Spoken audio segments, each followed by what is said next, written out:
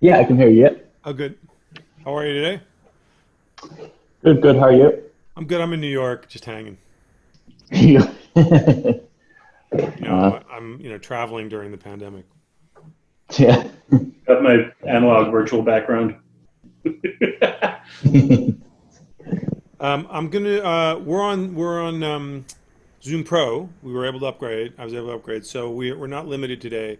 So I'm gonna give people a couple minutes, and then we'll. If not, we'll just go through. I think I've got this sort of more dialed in about how to work, and without a limit, we have more opportunity to explore the arrangement and maybe ask.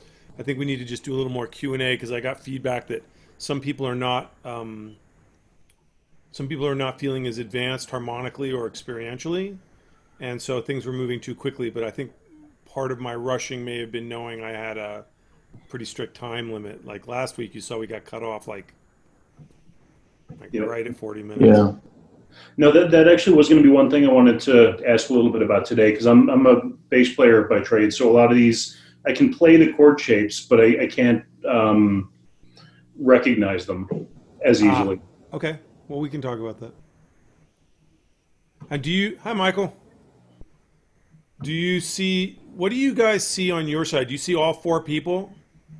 Yeah, I have it set so I see everybody. Yeah, I had to. My wife, who's more of a Zoom person than I am, came in and sort of walked me through some of the Zoom elements. So I think I have a better sense of how to use this now. Oh, there's Liam. Cool.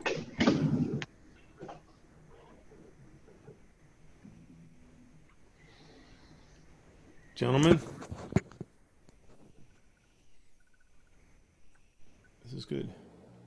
Hey, Liam, how are you? Michael, can you hear me? Sorry, I was muted. Sorry, John. How are you? I'm well, thank you. Can you everybody hear me? Can? Oh, great, fantastic.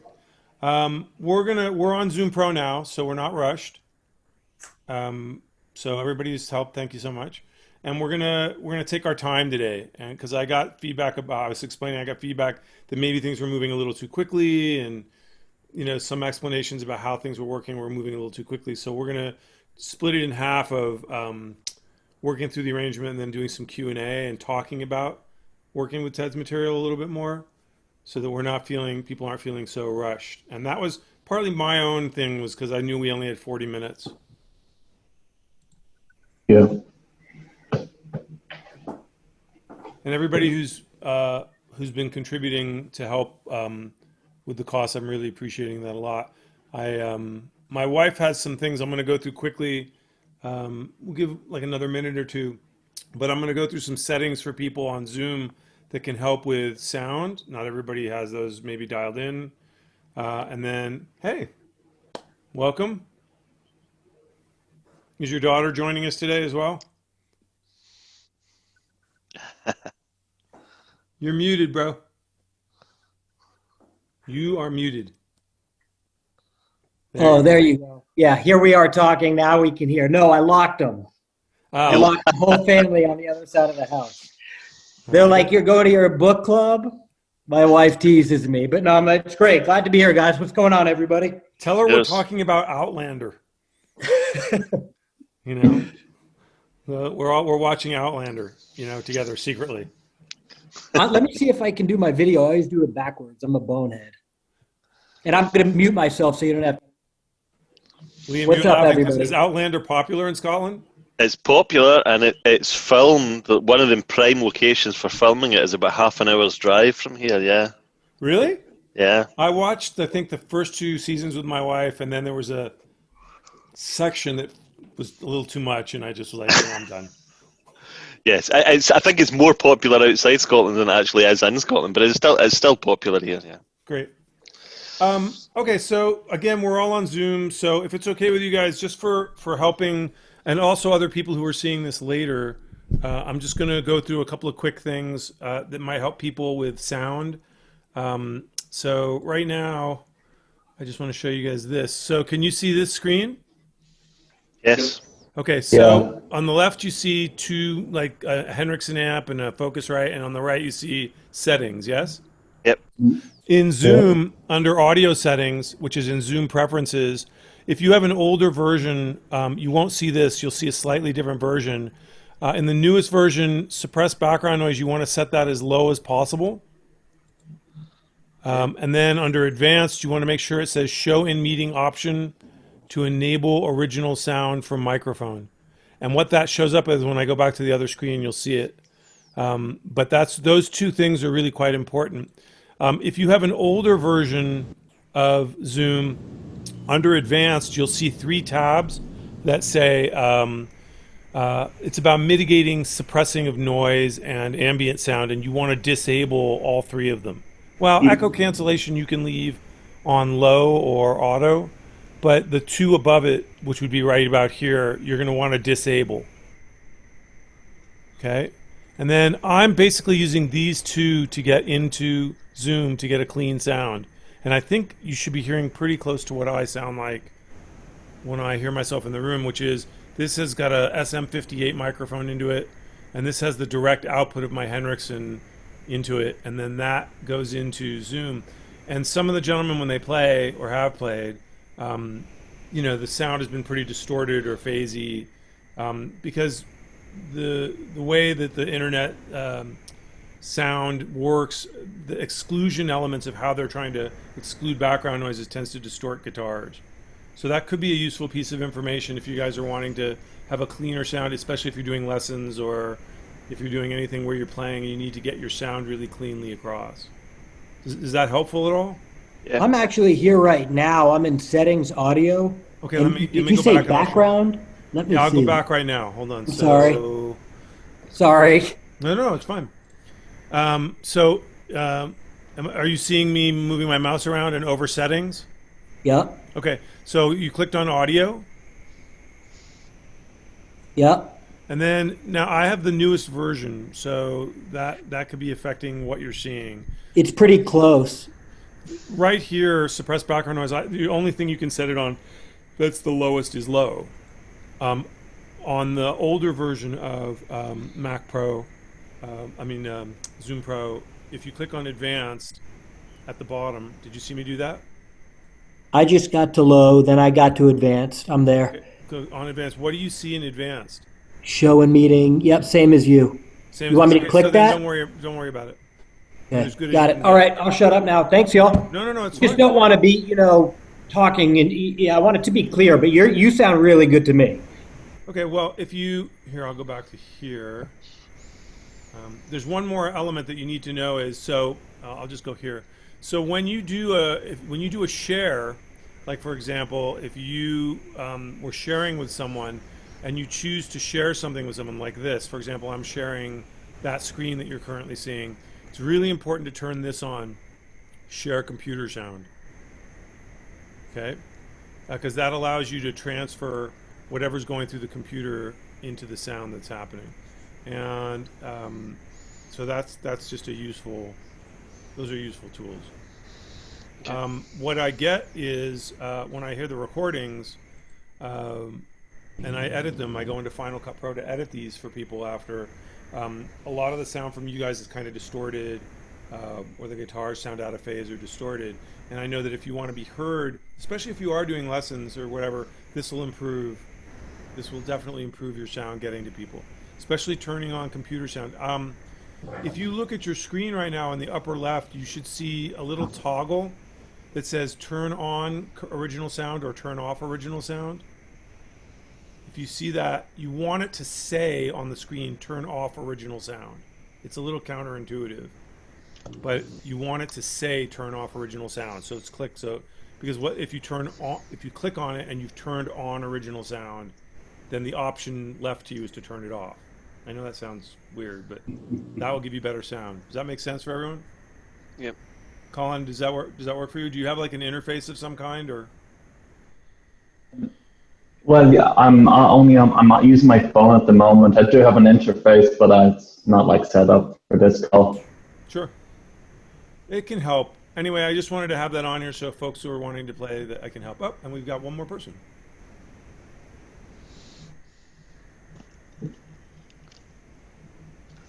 Someone joined. Okay, cool.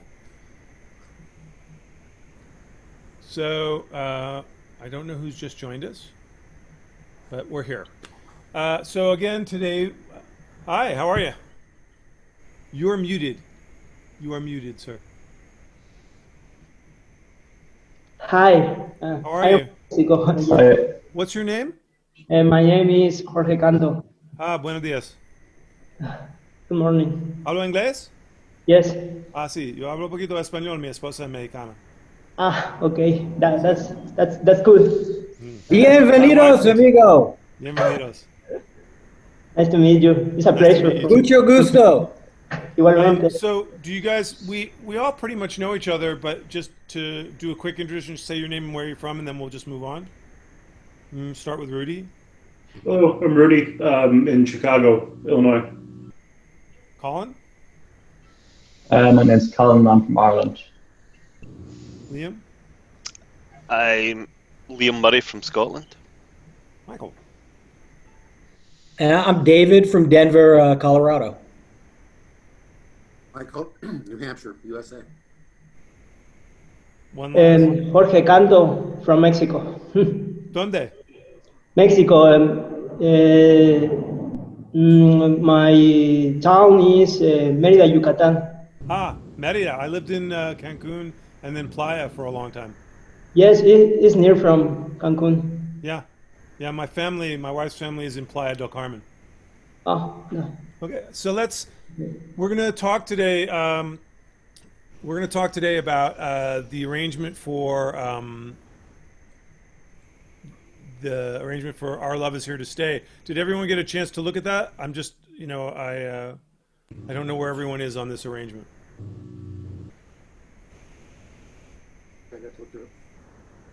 I'm going to go with a yes. Is that a yes? Yeah. Got a chat, yeah. Yeah, about the first page and a half, but I'm struggling with kind of figuring out the rhythm to it. That's the main thing. We'll talk about that. Carlos, if we're looking at this together, remember we're going to be breaking it down pretty far. We're going to talk about shapes, harmony, the musical component, and then one question that I got that was quite interesting was, how do you step outside the arrangement to make it more your own? And how you can explore that. So, does everybody have their arrangement in front of them? Do you have a copy of your arrangement? Because if not, I'm going to share this screen. Let me do that. So everybody's seeing this, yes? Yeah. And I have my new tools, which is going to be fun. This is going to be fun. So everybody can see me doing this? Oh, nice. I know, fancy, right? Yeah. Okay. Unfortunately, for some reason, again, I don't see your faces when it does this, which is really quite irritating. So when I go into share screen, it only goes into this thing. So I will trust that you guys will speak up if I'm doing something a little too fast or we're not understanding, okay? So just from voices, everybody knows the melody at this point for this song? Yep. Yes. Yep. Did anybody, just out of curiosity, look at lyrics?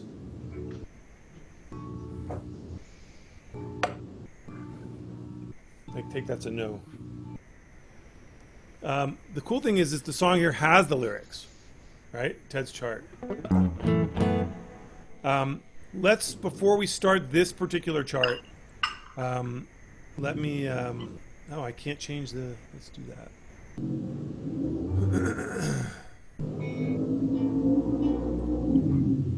So this chart is notated in standard notation, except this is actually the real chart. Can people see this? Yep. So this is actually what Ted would hand to us as students. And it has all of his notes, phrase like you sing. This is probably the notes to a student that found this copy. Phrase like you sing and consider, tuba like as a voice, lay back, which means he's thinking about rhythmic qualities. And, he's thinking of this as an orchestra and a voice. And here are the pickup notes he's saying are, everybody can hear that? Yeah. Yeah.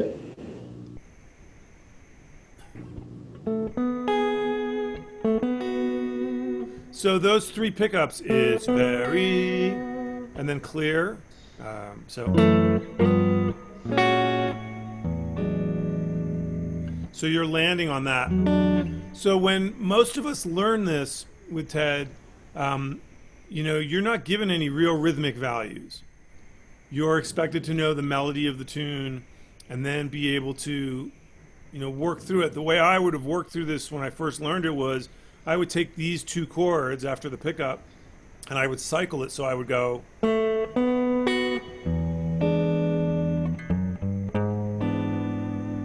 I keep doing that.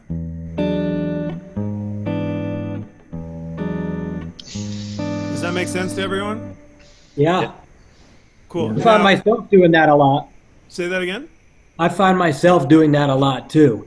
That's not to as get the nicely muscle as memory. you do Yep. it, but yeah, just to get it ingrained. Yep. But let's talk quickly about what's happening here harmonically, and then we'll talk about the shapes for a second, if that's okay. So,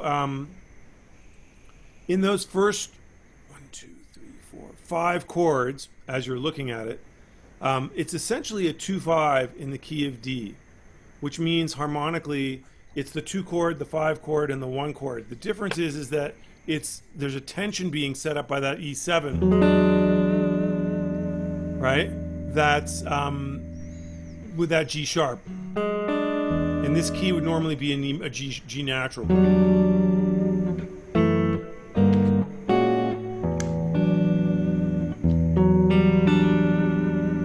you hear the difference in that? So it's an interesting tension, that major tonality,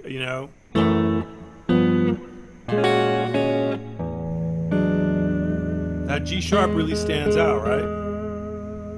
Or,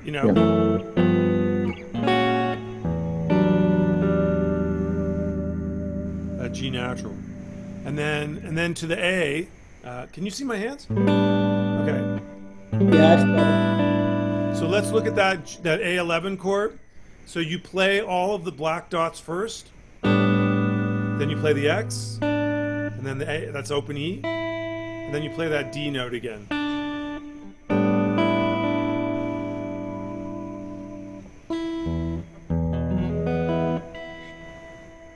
So before we go on, Rudy, is there a question that you have about the shapes or the harmony there? No, not particularly. Like I understand the harmony and everything. It's more specifically a bass player by trade, so I can play it, but I can't see it and recognize it immediately. Like last time when we were talking about the gospel blues, you were talking about going to the 4 or the 5 and everything to resolve back, and I understand it theoretically. I just can't quite see it on the fretboard yet. What do you think would help you be able to see it better? Not sure yet. Okay. I'll keep playing it. Okay. Can everyone mute, because there's somebody's got a 60 cycle hum going. So if you're not talking, mute, and then unmute when you talk. Because somebody turned. Thank you. It's a B flat, and it was kind of like weird. We're in a different key, so it's kind that of might be me. Sorry, messing me up. Sorry. It was going while we're sitting here. I'm just hearing that in the background, and we can move this to B flat if you guys want. So, all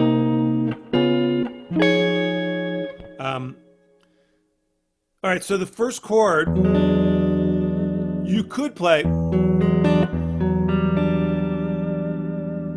Ted wants that G sharp, and I believe that the original composers wanted that G sharp, but it's functioning as a 2 in the key of D.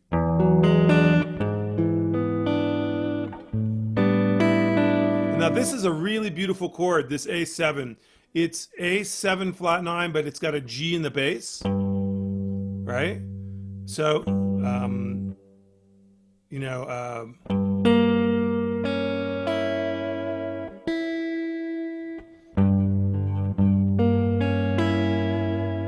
it's this chord.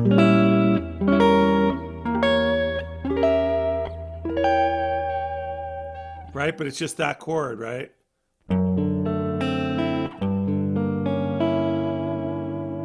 Isn't that a great color? Because you're coming from...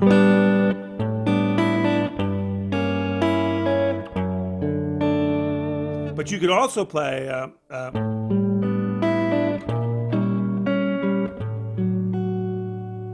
could play.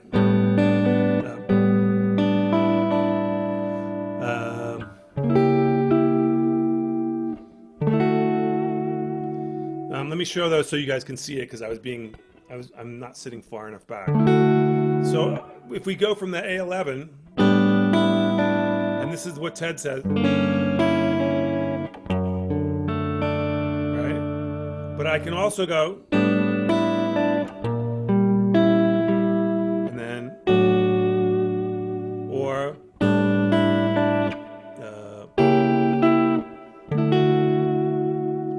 those are all viable because that's the same color chord, right? Well, that has a little bit more tension on it with that E natural.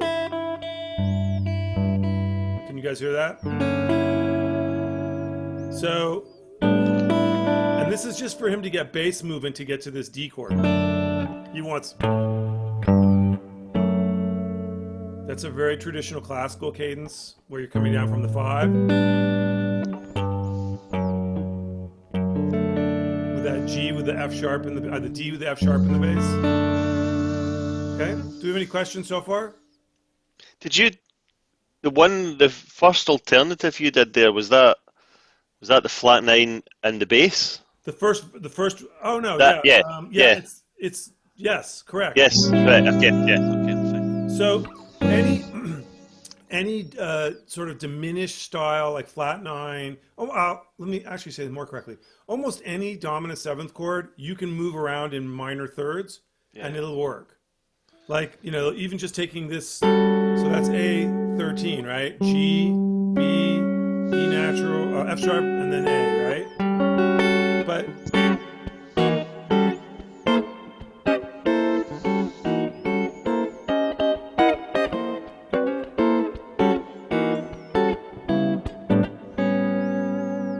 right, different colors. I mean, significantly different colors. This is A13. Pretty straightforward. It's the flat 7th, the 3rd, the 13th, and the root. If I move it up, I get the flat 9th, the 5th, the root, and the sharp 9, which is kind of neat. If I move it up a minor 3rd again, I get the 3rd, the flat 7th, the sharp 9, and the sharp 11, which is pretty extended. I think I'm used what you're doing there on the top 4 strings. I'm used to thinking about 9s and 13s and 11s up there. I'm just not familiar with. I know it works in theory, but using them as if that's a flat 9 in the bass, that's still quite alien to me. But obviously, that's just my learning. So. Well, no, it's not. We're taught again. A lot of us are taught guitar originally as geography, right? It's a shape, and one of the things about exploring Ted's music is that we're looking more about melody. Like all of the different aspects of how melody is occurring. Jorge, are we talking too fast? Is the English too fast? You okay? Okay. So the idea for Ted is that every voice is a melody. And a lot of what he's doing has roots in classical music. So to get from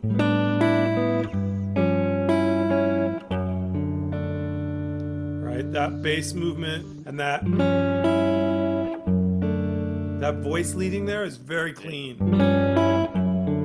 And Liam, he's a solo guitarist. Yeah. I mean, he would do stuff where he'd accompany singers, but there a lot of the shows that I saw Ted do where he would go to this little restaurant and he would sit and he would play for 2 hours. He'd close his eyes and he would play. And he would play like the most amazing things you've ever heard in your life, and he would be improvising them. And he'd open his eyes 2 hours later, and everyone would just be sitting there, with their jaw on the floor because he just improvised this kind of stuff for 2.5 hours. And he'd say things like, I remember one time he took All the Things You Are, and he took it through how a composer from, I think, Beethoven or Mozart, all the way up through Charlie Parker, would treat the arrangement of the song, and he would put it in different keys for each composer.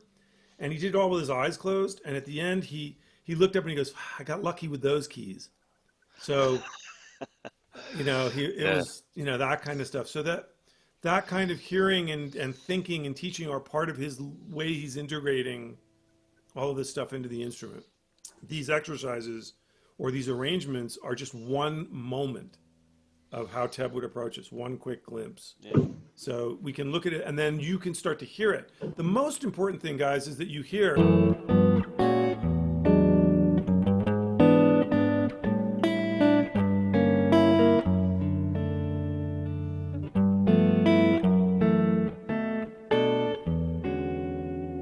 That you hear that. And it's the whole way that it's almost like, are you guys too young to know who the Andrews sisters are? I know my wife's a big fan, so I know the 3-part harmonies and stuff. Yeah, That being able to work in 3 and 4-part harmonies as a vocalist, or take 6 would be a more modern equivalent. You know, being able to really have a sense where all the voices have a purpose, going from one place to another. And Rudy, that'll probably help you as you're trying to memorize this. This isn't as shape-driven as traditional guitar playing is. You know? Yep. No, absolutely. And I think my biggest questions are going to be answered and asked if we get to the end of page 3 when we modulate. Yes. Okay. Yeah, there's a lot of questions for me there too. So good. Maybe we can all answer them together. That'll be cool. So that 2-5 everybody's got, right? Does anybody want to play just that sequence, those 4 or 5 chords? Yeah, I'll give it a shot. Okay. Can everybody hear it okay? Am I Yeah. muted? Okay.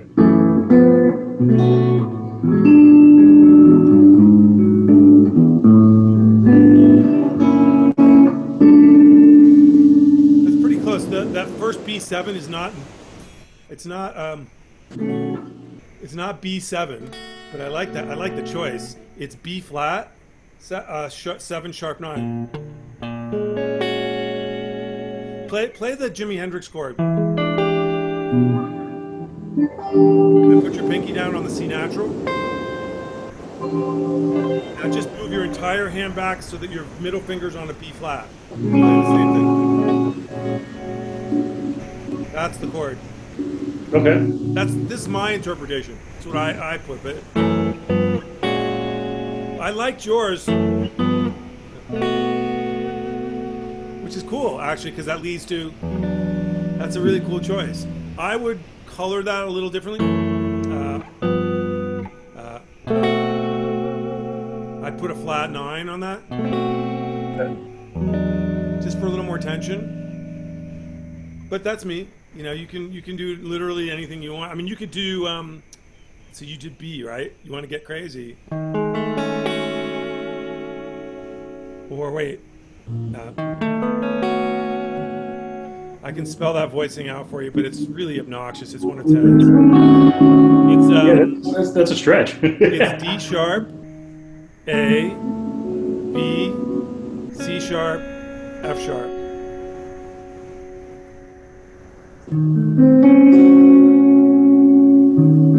Colin's face is great. Colin, did we lose you? He's frozen. Yeah, I think he's frozen. Yeah, that looks frozen to me. Are you frozen? No, there you are. We lost you for a second.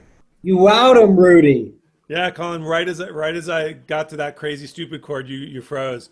Yeah, it just froze for me. Yeah, didn't know what was happening. This kind of chord, if you're gonna do this kind of chord, first of all, don't hurt your hand. It's not worth it.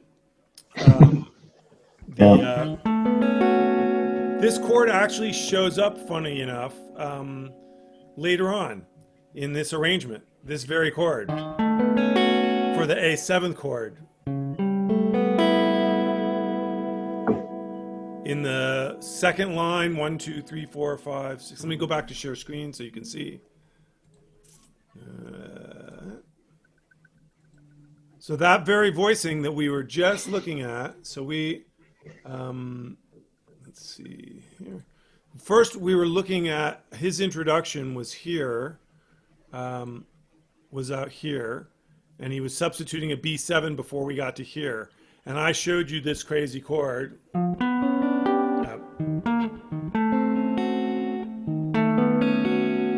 Right? Which actually shows up right here, funny enough. It's just you don't have to bar so far back because it's open strings. See? Pretty cool? I'm assuming that everyone's going yes. Because remember, I can't see you guys. When you guys are all nodding your head and I'm on the other screen, it's like I have no idea what's happening. Okay. All right. So if we move on from there, back to here, and then going to the G13, it's a flat 5 substitution of the C sharp that would get you to this back to F sharp minor. It's a tritone substitution, passing chord. Can you just take it real quick? Can you take it quick, just that for the first two measures again, John March, as you go into that G13? The one that I wrote, or because that's the one we've been using for the melody. You need that? Either or, I just want to hear the melody, whatever you like. Yeah, I just want to hear it one more time. Yeah, one more time. As you...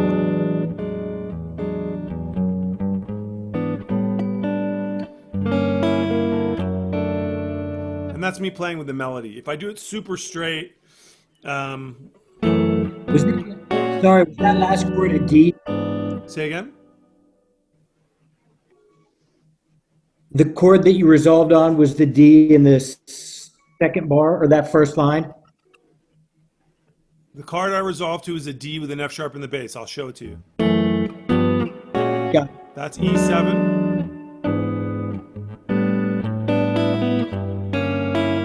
That's D. It's this chord. All I'm doing to this chord, this D chord, this basic D chord, is I'm not playing the highest string, and I'm playing the third with my middle finger, right? It's actually a pretty common chord in folk, you know, like even like Eagles music.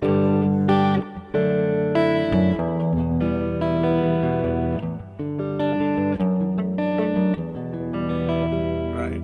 It's just that moving bass line. And that third, it's the same as, it's the same voicing if I move it, right? Remember, some of these open voicings are transposable. You just got to remember to move your finger that's the open string to somewhere else. So if I play this as D with an F sharp, this is F sharp with an A sharp, right? Or that's G with the B, or that's A with the C sharp. Can you guys see that? Sometimes I lean forward and I don't know if you guys are seeing it. Right? It's a great voicing. I use this all the time for like moving between major and minor tonalities, like in the key of G. Do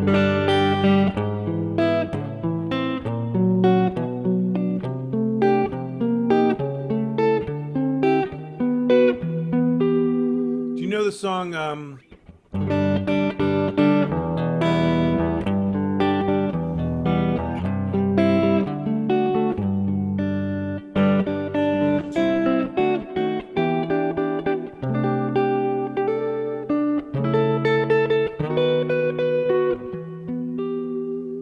right? All those simple little triad movements. It's a great way to get between a major and a minor chord. Here's a minor chord, B minor. Here's the major 5 of that.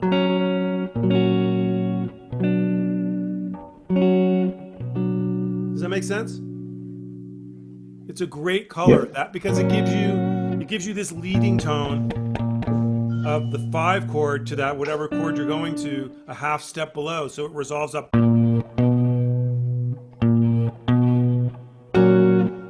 As a bass player, Rody, you know that, right? Yes, sir. Yeah, to get that sound. I feel, is everybody with me so far? Do we need a break? And I just think what I said to you guys when we first did this, when we first started, every one of these is a lifetime exploration. Because you can literally find anything in here that you can spend a lot of time just transposing or working into other tunes or trying to figure out how to make work in your hands, right? Where were we? Are we on the D? G13, yeah. I just wanted to see you lead into that next explanation. That was just a chunk for me. Yeah, so this is essentially, he's trying to do a 5-1 movement, right? Which would normally be like a C sharp dominant altered of some kind. And all he's doing is substituting tritone substitution for everybody who's not sure. Tritone substitution with a dominant chord is where you take a dominant chord and then you move up, a flatted fifth above the name of that chord, and it's considered enharmonically the same. In other words, it's the same function. It's substituting. So normally this sound,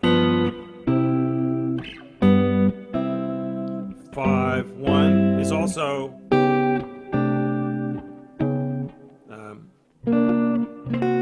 wow, my hands are just spazzing out.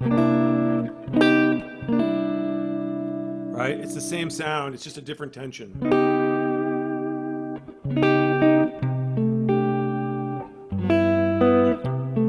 And you can hear there's just a difference in tension and release, but it's functioning the same way. A lot of the ways that I hear chords now is in the way that the stability or tension and release of the chord works. So with 4 chord quality types. So there's a major chord which sounds really stable to me. There's a minor chord which has stability but a darker tonality. There's a diminished sound which is functioning in 2 different ways. It's either delaying the tension and release, the solution that I'm looking for, or it's trying to get me somewhere.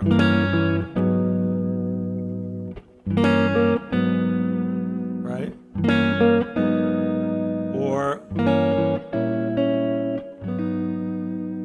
And then there's augmented, which would be like, which is, I hear as a lot of tension. Right?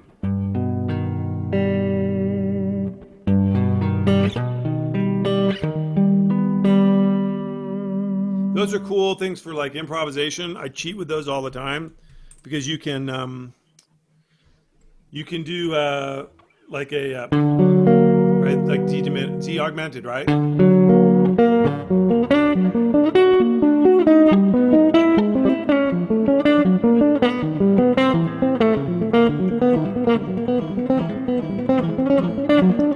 And it just sounds like you're way hip. It's, you can be playing like on a blues and you play it.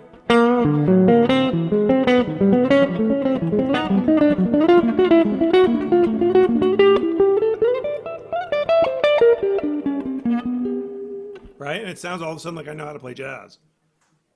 Right? And it's like, wow, that was cool. So those and then the same thing also from the Django Reinhardt thing on dominant 7th chords. You can play the diminished.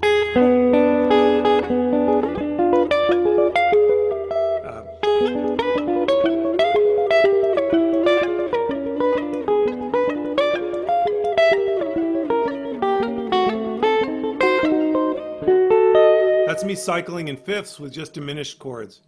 It's really cool. You go, and then go down a half step to get to the next chord.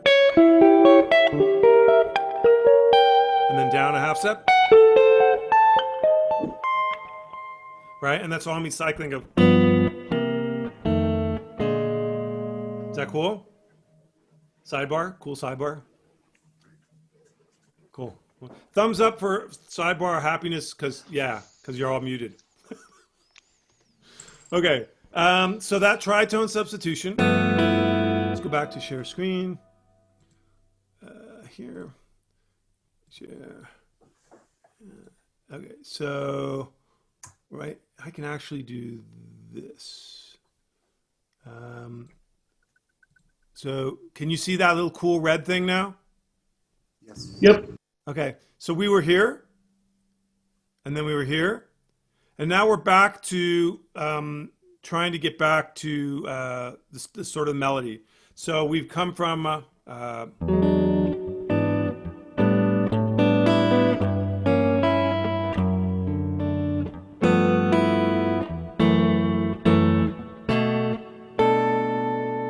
right. Notice Ted does say fill. So if you were doing this as a solo arrangement for yourself, you could do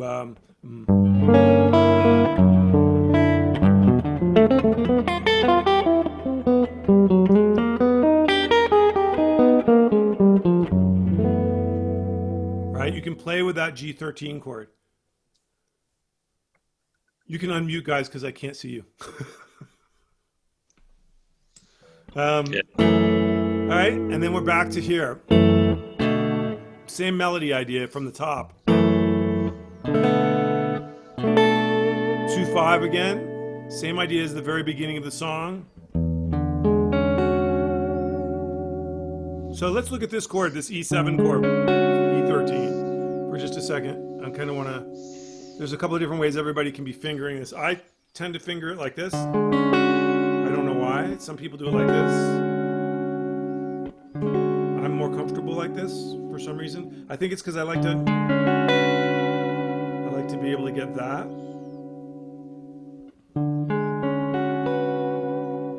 Okay, and then also for artificial harmonics.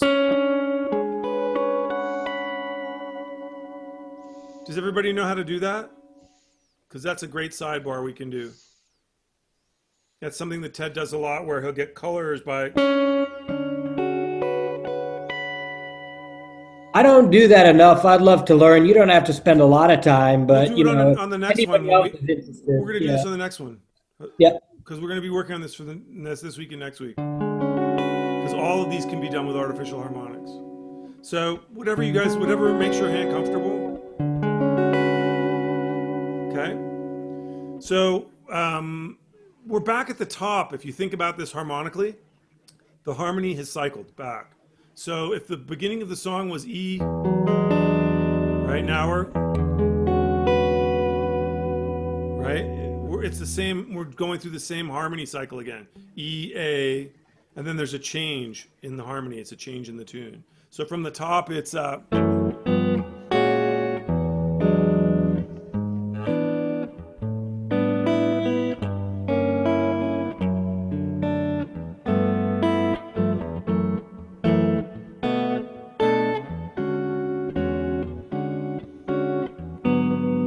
then again, you can do a fill here.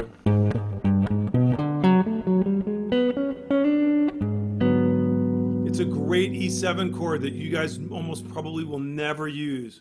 And it's one of my favorite voicings for dominant. So it's just barring. It's a really nice, dark, low register dominant 7th chord with a 3rd in the bass. How many of you guys have heard it?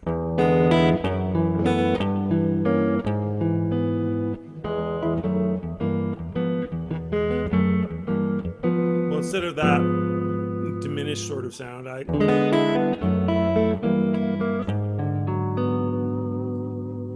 just that delineation for me has great color. Colin, are you good with that? Yeah. Okay. Jorge, do you have a guitar? You're muted, bud. Let me see if I can. I don't know how to unmute you. How do I unmute? Wait, but you're muted. Yeah, unmute. Yeah, there you are. Sorry, no, the guitar is not here with me, but in the next reunion, I will try to bring Okay. for the next weekend. Okay, cool. It's gonna be good. Do you have a copy of this arrangement? No, I don't have it. It's in the email that I sent. Did you get the email? There's Yes. a link. There's a link in the email. You can download the PDF for free. It's here. Okay, thank you. You're welcome. Okay. So, back to that beginning.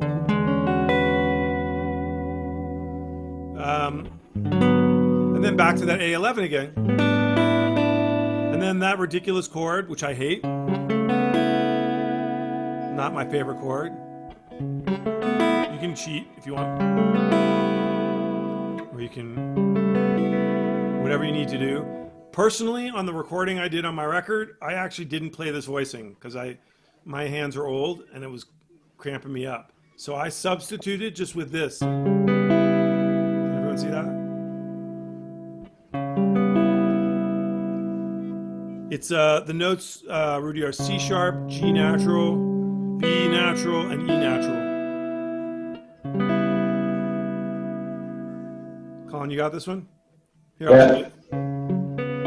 Okay, cool. So you can substitute that if your hands are hurting like mine were. So I just, and then this is a great chord.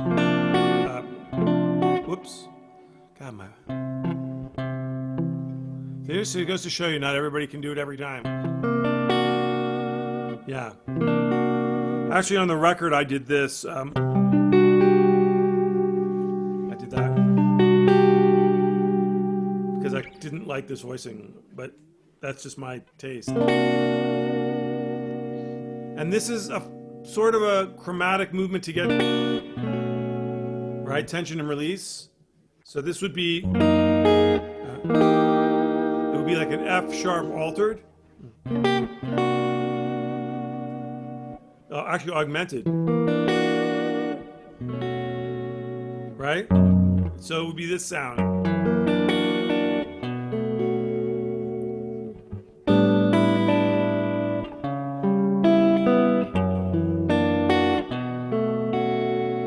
Right? He's just moving in a half step tritone resolution again. He likes those.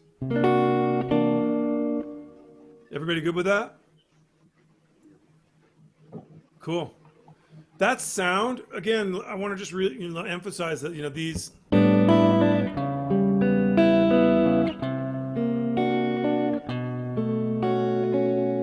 those sounds are what I'm listening for. Like that sound, like that, being able to hear that's,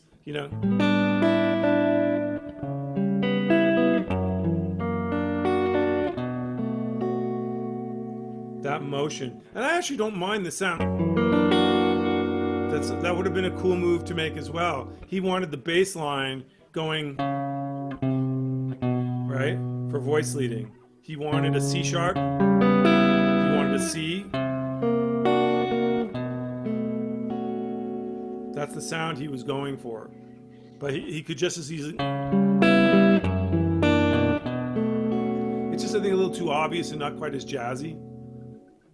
But again, I can't guess. Michael, you have a question? Yeah, no, I was just going to make two observations. One is that it seems to me, my guess is that a lot of the chord or shapes that he chooses are for the purpose of voice leading, either whether, like you say, the bass line or an internal voice. Like, in the second measure, the A11 to the A7 flat 9, I hear that B to B flat to A, that internal voice comes through pretty clearly to me. Yeah. So that's one comment. And I just want to point out again, I think maybe you said 2 weeks ago, John, and maybe I read it somewhere, that on those two measures, measure 7, the C9 sharp 11 to the B9, he uses those same two chords later, but transfers them to the lower set of strings, which I think was a comment maybe you made the first time about it's kind of good like to take a shape on the top 4 or 5 strings and then just shift it down to lower and move it up the neck, if that makes sense. Yeah, he's doing that. I'll show you. I can actually show that. He does that later somewhere. So he does that. So he does it here. Here's the movement that we're talking about right now. Yeah. And then he moves it to here, even though it's the same melody, just so you know. Right, but it's just the transferring of the same shape to a different set of strings, yeah. Well, that actually has a different sound than this, even though they're the same notes. Because of where he's coming from and where he's going, it's the exact same notes.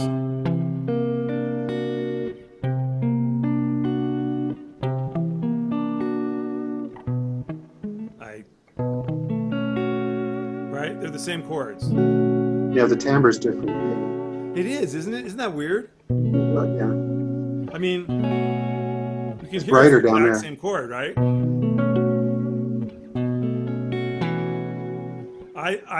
There's something about where register places on the instrument. Like, this, let's take the D chord for a second. How many of you guys, just this D chord that we all learned at the very beginning, right? There's so many ways to play this D chord.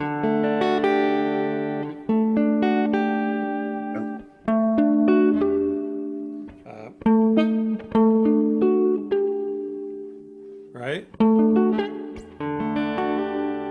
And each one sounds different. Like most people would never think of going,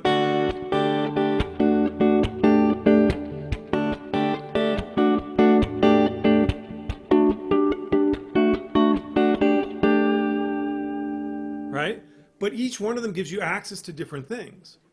Here, you get that nice open E,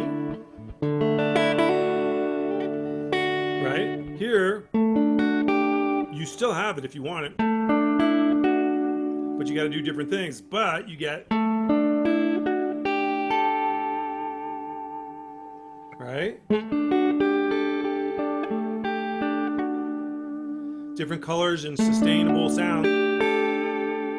And then you could even go to, right? And then here,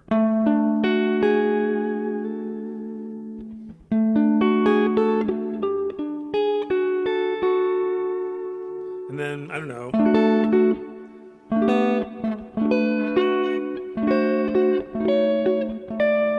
All those different arrangements. I don't like this one because my fingers are fat. And so, like, getting up really high on the neck and doing chords is really hard for me because they don't fit between the frets. So, but I love this one of doing this instead of doing this chord. I'll do.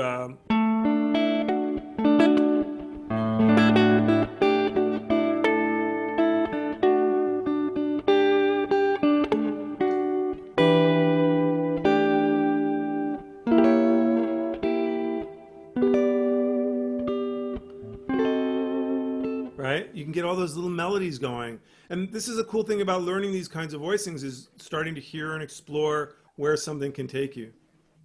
Liam, is that making sense? Okay. But yes, it is. Yep. Yep. Do we need a pause? We can take a pause. Let's do a quick question and answer rather than just continuing to. Does anybody have any specific questions or even non-specific questions that we can look at for a second?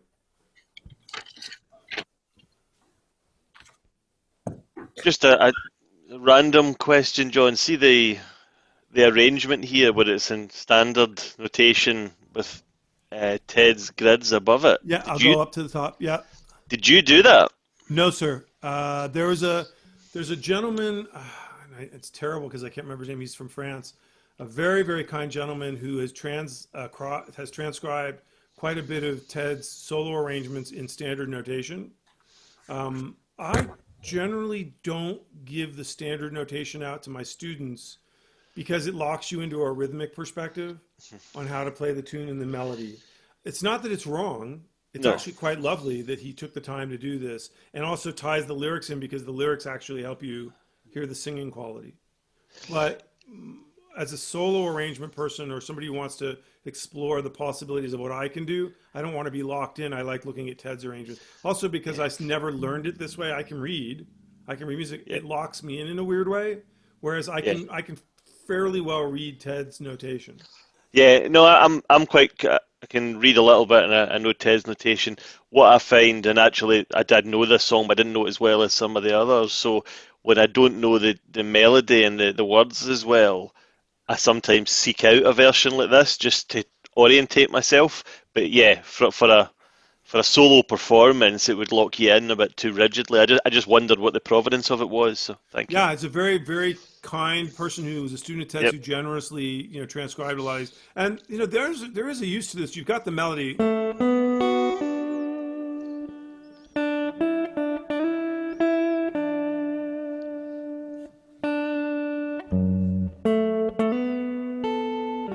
Right, the top note.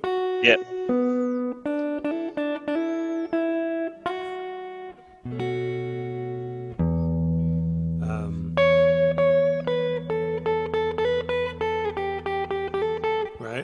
So that can give you, and especially with the lyrics, once you know, it's very clear. And that's the other thing. A lot of times when I see people doing Ted's arrangements, they've got the mechanical component, like of how to get through this, but the lyrical component of and I don't mean like lyrics as in the words. I mean the more musical component of how do you make a song a song. You've got to be able to hear, it's very clear that our love is here to stay. Yeah, right. I found online somebody that would take Ted's chart arrangements and used red pen to indicate what was the melody note on his grids, because he doesn't always, you can kind of pick it out using the X's and the squares, etc. But if the melody note's just in a chord, Ted doesn't call it out just because he assumes you know it, and that's fair enough.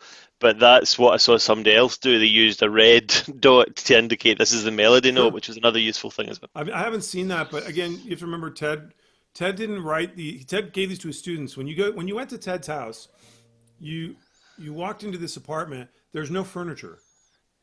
It was floor to ceiling books on music and baseball cards and just whatever he was interested in. Old videotapes of like movies, classical. He really loved music theater and classical underscore, like the really great people who score films from the 40s and 50s. He had a chair for a student, and he sat on the floor with cushions. You see it in a lot of the videos where he's teaching. And he had guitars all around him, like, and insane guitars. Like just, one day you'd go in and there'd be like, an original Birdland. You go, yeah, just play, just whatever. Just great. And if you came early, you'd go in this back room. There was a cot, and you would sit on the cot and you would wait until the other student left. And actually, there was only one rule with Ted when you were taking lessons, is that you couldn't not show up. If you weren't going to go, you had to send a substitute. And I had friends who would beg me, "Oh man, just don't go this week." I would, just because there was like a long wait to get in with Ted. But it was, there was no, it wasn't complicated what he was thinking when he was doing this. He was just thinking, how can I show my students how to play through these tunes and start them, on being a solo guitarist and arranger and being able to do these things. I don't really think his intention was for people to take this stuff super literally. I don't get that intuition. When I talked to his partner Barbara before she passed, she was very clear with me that she liked, my idea was that I'm not a solo guitarist, but I want to learn these things. So I'll learn them the way I hear it and I play it. And I can't play like Ted. I don't want to be like Ted because it's too beautiful. I can't do that. So it's more finding your own voice within these things and whatever tools you can use to do that. Do you guys want to go? Do you have any other questions before we go back? Oh, good. I'd like to make a comment. Yeah, with what Liam said, I agreed with everything you said. This for me is much easier to follow. But when you see this, like you just were explaining, John, there's the beauty in all that so you can really interpret for yourself and find your own connection with the piece, right? So, well, there's that. So thank you for explaining that, kind of Ted's philosophy too. I did have a question on this first part right here. I understand the playing order, but if you look in the third line, this A13. Let's go to that. Let's go do that right now. All right. Can we do that one? Yep. There's a circle.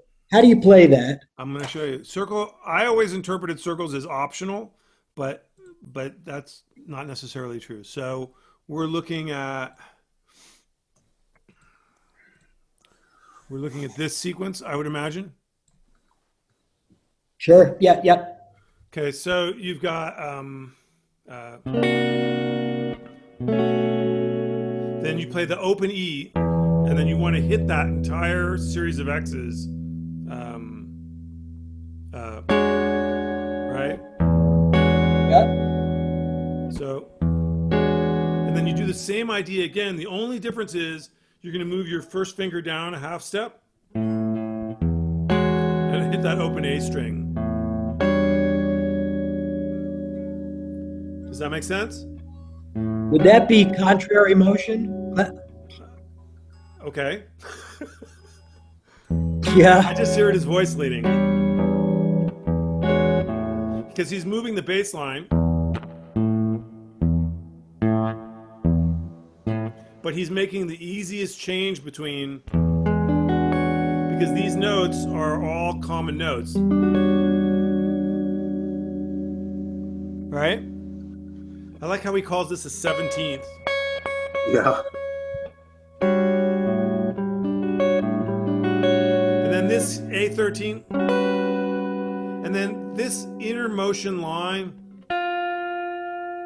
is how I play that, and I consider that optional. If he wanted you to play that for sure, he would have marked it with an X.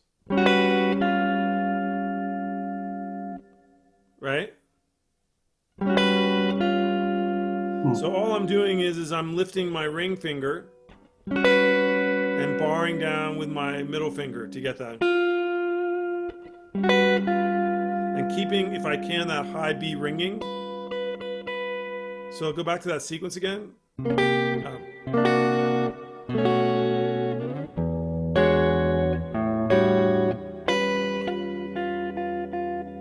Does that help?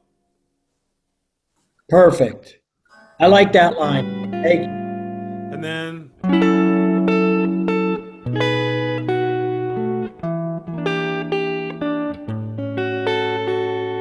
this is a cool little line. He implies D major 7 with 2 notes. The root and the major 7. Yeah. It's a great line. And you really want to hold that D, that low D the whole time. Okay?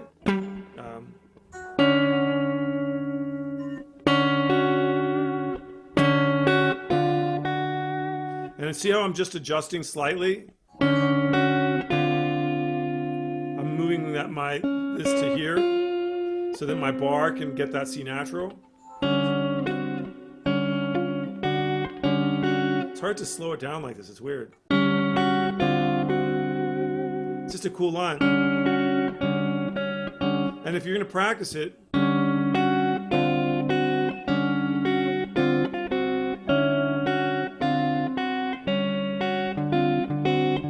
just cycle it, right? And then to get to that G13.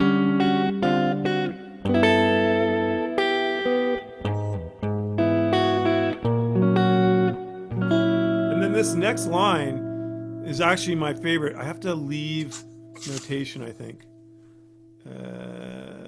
Can I do that if I leave notation? And yes, then I can move.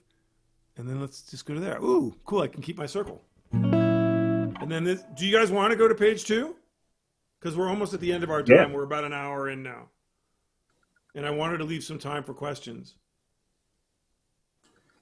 It's worth noting out that the last 2 chords on page 1, how cool that is, because it's the same shape, but you're getting a 2-5 just by moving it up a couple of frets. Yeah. And it's also, you notice how it's that D major chord? Yeah.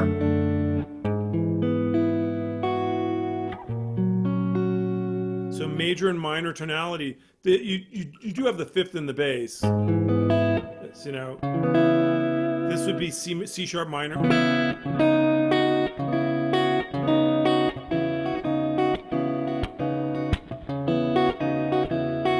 And he's putting the 5th in the bass for contrary. I think this would be considered some sort of root motion. I don't think it'd be contrary, but he's trying to get.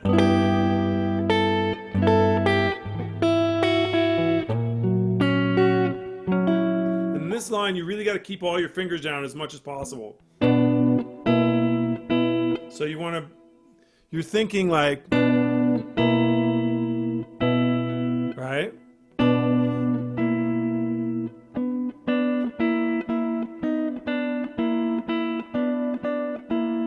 Getting that motion going.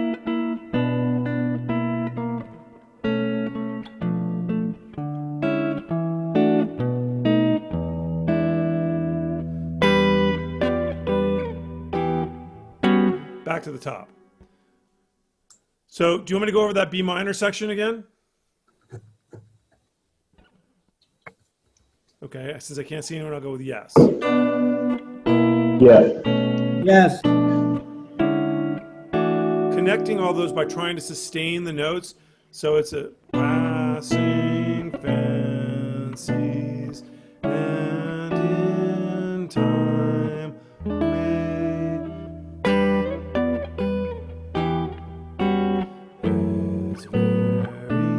back to the top of the form. Well, not to the top, but the top of the song. Do you want, and again, one of the ways I practiced this when I was going through it was I would.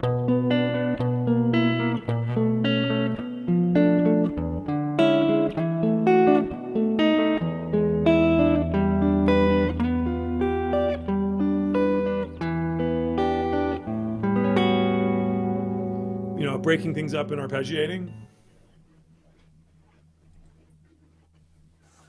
Right? Looking for the music in the thing. So let's do questions if I can, and then because I don't want to overwhelm everybody with stuff. And then this week we'll finish this for next week, and I'll send out a second worksheet. I don't know yet what. Maybe do you guys want to look at Over the Rainbow? That's got a lot of really cool inner line work in it. It's not easy. It's one of the harder arrangements, but it can be very beautiful. Thumbs up on Yeah, that one's really hard. That one? That one's really hard. I've looked at it before and I was just really intimidated by it. If you break it down like the way we've been talking, Colin, about, all music essentially is hard. There's a demonstration I can show you how much you know about guitar that you don't realize.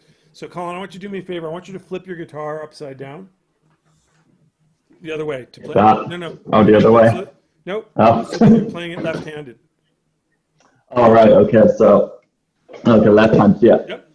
Now, do me a favor and play a D chord. Oh fuck! Fuck's sake. I'm not going to be able to do this. Right. How about just a bar chord? Does that remind you of anything? Back to beginning stage. Yeah, but the thing is that I'm almost 60, dude. I've been playing guitar since I was 9, and every day is back to beginning. It's not that you can't do it. It's just that at a certain point when you were playing, you couldn't do a D chord in this position, right? And now you can play all sorts of chords, and you can play melodies, and you can play tunes. And it's, the diligence of willingness to sit. Now, Ted played guitar 12 or 14 hours a day, every day. He sat on the floor and he played. And when students were there, he played and he studied. And there are a million of these worksheets, like not just these printed ones, but and he would sit and he would meticulously. Every student had a note list. Like he would keep meticulous notes about each and every student so he could remember you. And I was given mine by his partner after he passed, and he would write down stuff about the birth of my son, or he would write down stuff about my family or what was happening in my life over 25 years. He was so meticulous, right? That's how he got to be able to play like this, right? So you can get these things. It just takes time. Okay. I'm just like curious from somebody that actually knew him and obviously had less from you have to have you have to be really strong mentally to play for that long. It's just that's beyond me, thinking be able to play 12 hours. I can barely play 5 hours a day. I try after 5 hours I'm kind of done. If that makes sense. I don't think it was a choice for him. Yeah, it's a compulsion. Yeah. Not even a compulsion. I think he was deeply in love with music and the exploration of music. And I'm sure there were days where he didn't play 12 hours, Colin. Yeah, no, I get it. Yeah, but it's just crazy that somebody could have that love and mental, I don't know, capacity to be able to do it for that long.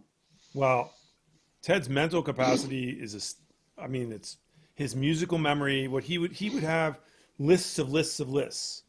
So there would be there was a list I remember I would see quite often of all the songs that he wanted to learn, right? And tiny microscopic handwriting, and it would fill an entire page of I'm going to learn these songs, and he would learn those songs that year, or try to, or he had I need to explore this harmonic sequencing and what does that mean and how does it work and that's what a lot of these things are. I don't actually think a lot of this stuff is it's unintentionally intended for us.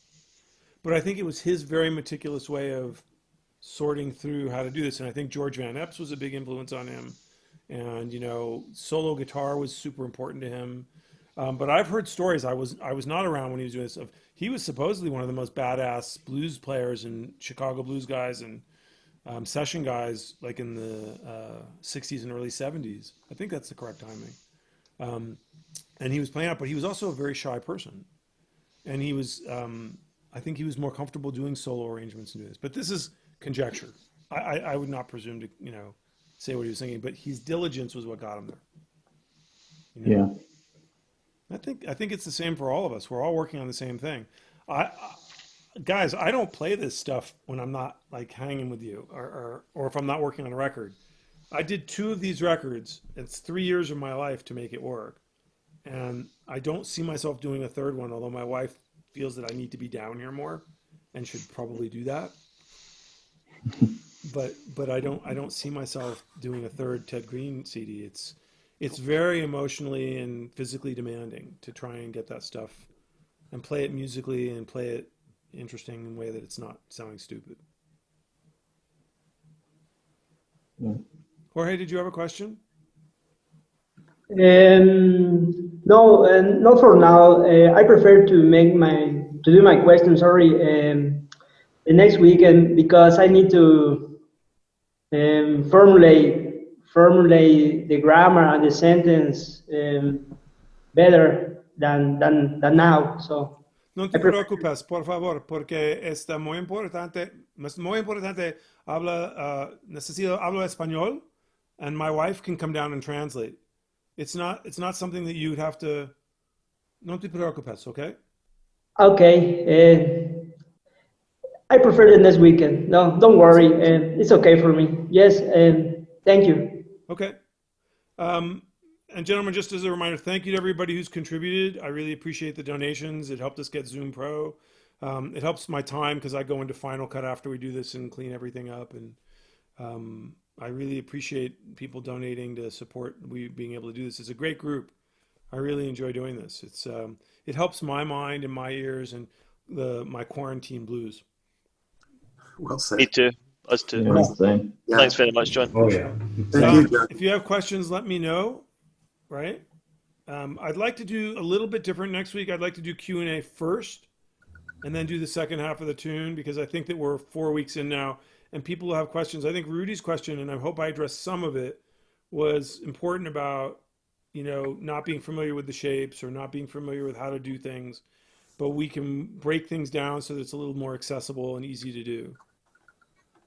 Yeah, and Rudy did have a question on page 3 earlier on. What was that? How you said it modulates? I mean, we'll have to get into that next time, but... Yeah, I mean, at the very end of page 3, it just says to continue in the key of E. And it's just like, just go figure it out, which is awesome. Which is correct. Which is correct. You could, as an exercise, take the same arrangement and move it into the key of E. It's just moving the physical shapes up a whole step. That's the basic idea. And Ted was not really restricted by keys. It was for him, keys were about color, like register and color and where certain voicings would end up, whether you could get open strings. I don't have that level of ability. The only guy I know who can do that is a guy out of Denver named Mitch Shamara. He's got that level of facility on the instrument. Short of that, I mean, I can work stuff out. I can take an arrangement like that, and I can move it up a whole step, and do that. Especially if you have nothing to do, it's like, it's great. We're all kind of in that thing. And then the other thing I kind of do want to look at some point, we can talk about single lines and improvisation over doing this. Like a lot of the stuff we're doing is where we're in time. If you guys listen, if you ever get a chance and you go listen to the first CD I did of Ted's arrangements, a couple of the tunes I did is like, especially Over the Rainbow, I do rubato out of time. And so I've got a lot of like Earl Garner and like kind of Art Tatum-ish licks in between the chords, where I'm moving melodies and chords in between to get from one place to another, but I'm still playing the same arrangement. And we can talk about, we touched on it briefly today, but we can talk about that. How do you break out of the box a little bit more and improvise and kind of get into that space as well. Did anybody miss the very beginning where I talked about how to get a better sound on your Zoom? You'll see it in the video. I talked a little bit about just how to get a better sound if you need it. I use this SM58, and I'm using that Scarlett interface and a little amp that has a DI out of it to get a decent sound. And again, I recommend it if you guys are teaching or working with other people. I'm not selling that gear. I don't care what you use, but just getting a clean input to the thing so you can be heard. And Yeah, I'll have to give that a shot. I might try to plug into my bass amp next time because that's got a DI out. This little guy does not have a DI out. That was the 60 cycle hum you were hearing before. Okay. You know, Could have been me. Well, I'm not going to hunt for it, but it could be any of us. You know, I have a lot of different tools for streaming. I use OBS for more complicated stuff that I need to do, and OBS lets me plug my entire Pro Tools rig into the plugin sections. Like mostly what I do when I'm not playing guitars, I mix records and I make documentary films about musicians. So I'm mixing and editing, and so all those tools are usable in OBS. They're not really available in Zoom, but if you want to get more articulated and really clean and control over your sound, you can go into OBS, which is free. It's a brain fart to learn it. It just depends on what you guys need it for. Okay, are we good? Yeah. Thank you, John. Gentlemen, thanks for being here. Thank you. Thank you very much. We'll see you guys Somewhere next over the rainbow? Oh, I'll send out over the rainbow. Yeah. If you want, post when I put this movie up, post that people should join. It seems, unless we want to keep the group, I'd like to keep the group under 15 people, but I think it's worthwhile to be able to have different inputs from people around the world and seeing what they're doing at different levels of players. Agreed. Yeah. All right, gentlemen. Thanks, John. for being here. We'll see you guys next week. Thank you. Guys. Bye.